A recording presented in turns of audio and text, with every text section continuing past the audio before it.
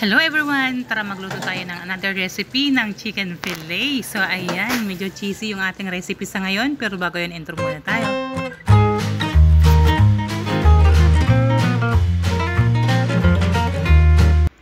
At ito na, ito yung ating kakailanganin. Chicken breast fillet. Ayan. Okay, malinis na to. Wala nang balat. So gagamit tayo nitong ziplock. Ayan. I-flatten lang natin to, no? So, ayan, sarado natin to. Then, rolling pin, pipit-pitin natin to para mas maganda yung pagkakaluto natin sa ating chicken breast. Hindi siya yung dry na dry. Medyo malambot tingnan at madaling lutuin. So, kailangan natin pit-pitin at i-flatten ng bahagya yung ating chicken.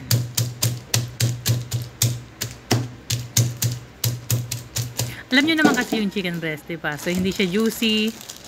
Kaya, ginagawa ko to, ipa-flatten. Ang ginamitan ko ng rolling pin para malambot yung once na naluto na. Ayan, so masarap kagatin. Okay, so lahat na, no, na pit-pit ko na yung ating chicken breast. Ayan, so ito na siya, guys. Timplahan lang natin siya ng mga sangkap. Ayan, medyo dumami na, no. Okay, paminta. Gagamit tayo ng paminta. So, kailangan marami-raming paminta. Kasi lahat ng parte nito, lagyan natin ng paminta.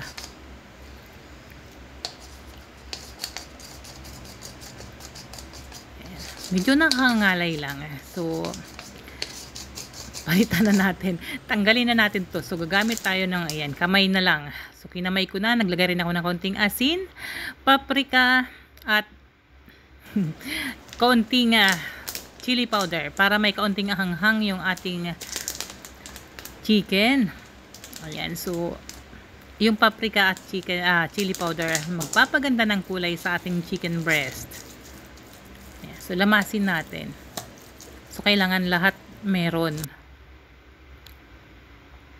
para pantay yung lasa once na naluto na.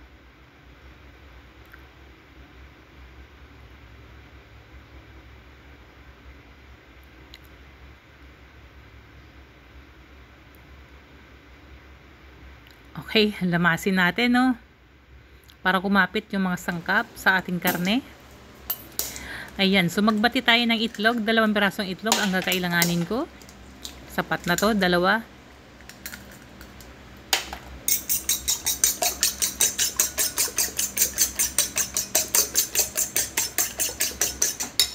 Okay na to, so itabi lang natin yung ating itlog. At isunod natin i-prepare yung harina. Kakailanganin natin ng harina.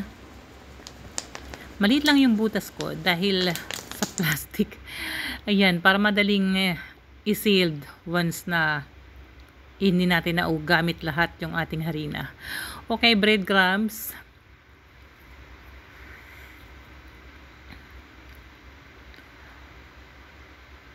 Madali na lang magdagdag once na kulang yung ating mga sangkap.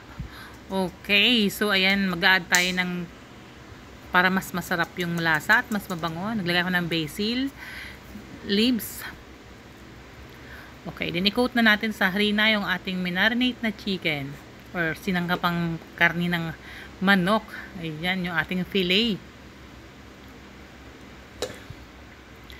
Kailangan natin i-coat sa harina para hindi sipsipin ng mantika or hindi pasukin ng mantika yung ating karne para mas masarap yung pagkakaluto, hindi yung oily. Okay, so then i-dip natin sa itlog.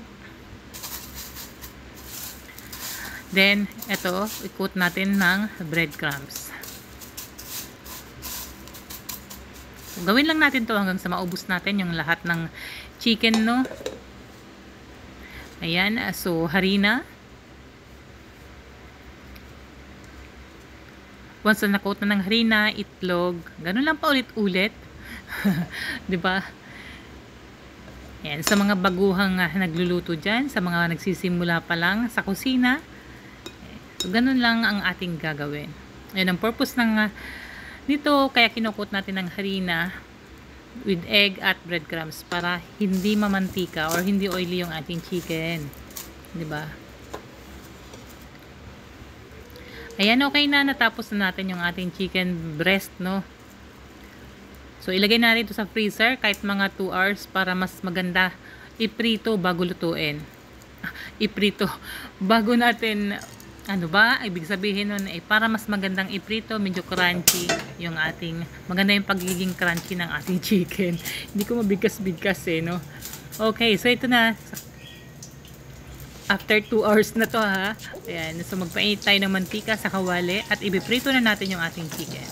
Hindi ko napansin na nakapost pala yung aking camera. Kaya ayan, nilagay ko na yung chicken breast. Iprito lang natin to hanggang sa mag golden brown magkabilang parte. Ayan, so kailangan lutuin natin yung ating chicken breast ng medyo tostado at luto na.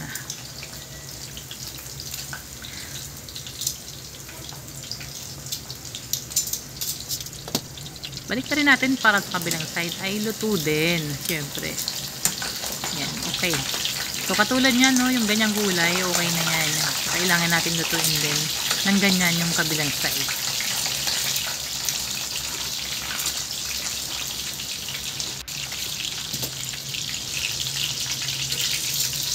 At ito na guys. Ayan, kung napapansin nyo, okay na, no? Ayan, no? Okay, so hanguin na natin. Para ma-prito na rin natin yung mga susunod pa hanggang sa maubos. Sa matatakaw, mas madami, mas masarap. Okay. Less rice na tayo nito. Kahit hindi ka na mag-rice, mabubusog ka na nito no. Yan. So, isunod na natin yung iba. Iprito na rin natin. Sayang yung space.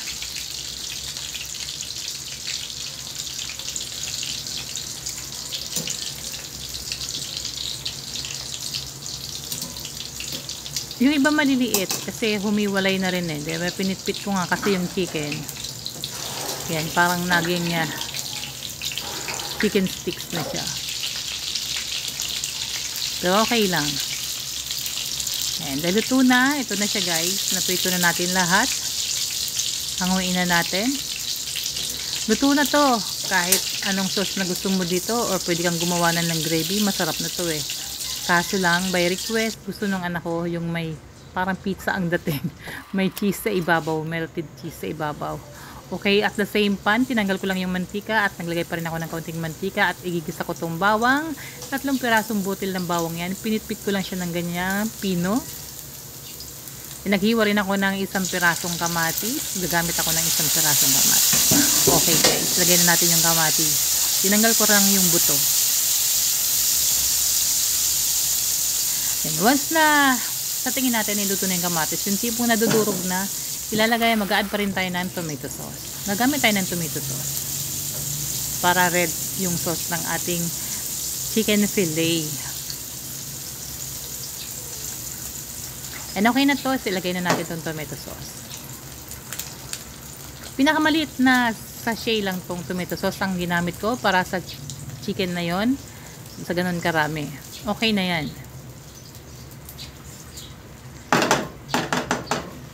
Timplahan natin ng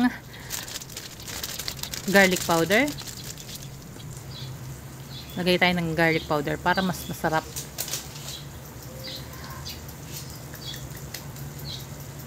Yan. Yung basil leaves, maglalagay pa rin natin para mabango. Mabango yung sauce. Gusto maglagay ng parmesan, okay lang. Masarap din yun. Ihalo natin. So, nag-add ako ng kaunting tubig.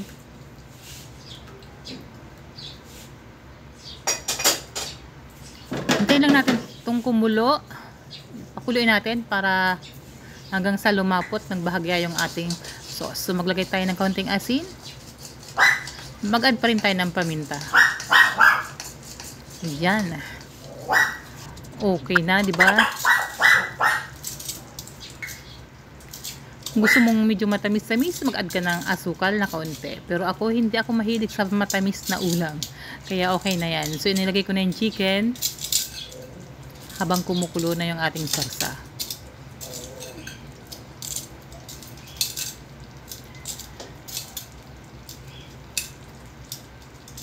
Madami, no?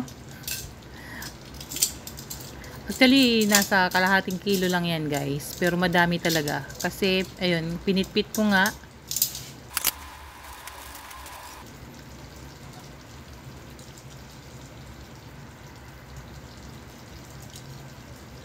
So, ayan, gadgaran natin ng cheese. Ang ginamit kong cheese nito, any quick melt cheese, pwede naman. Kung anong meron kayo. Pero quick melt cheese talaga ang ginamit ko para mas maganda yung texture niya once na natunaw na yung ating keso. Kasi yung iba hindi naman nagme-melt, di ba?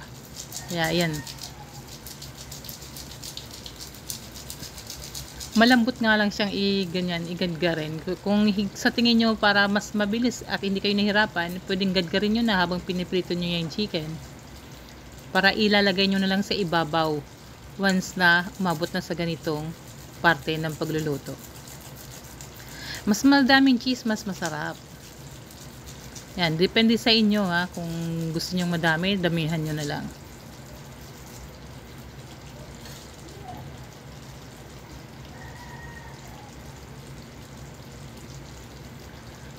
Ayan.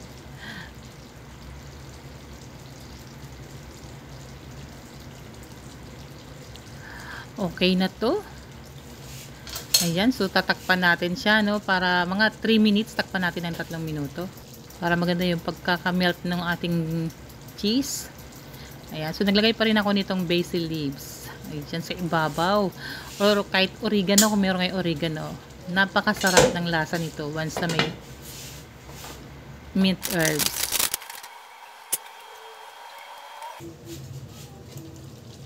Okay, lagyan natin itong, ayan, mint leaves yan guys. Para medyo nakakatakam kainin. At ito na, luto na yung ating ulam. Another chicken breast. Sa mga less rice dyan. Ayan, sana gusto nyo yung ating recipe sa ngayon. Panlasang Bicolano po, hanggang sa muli. Bye!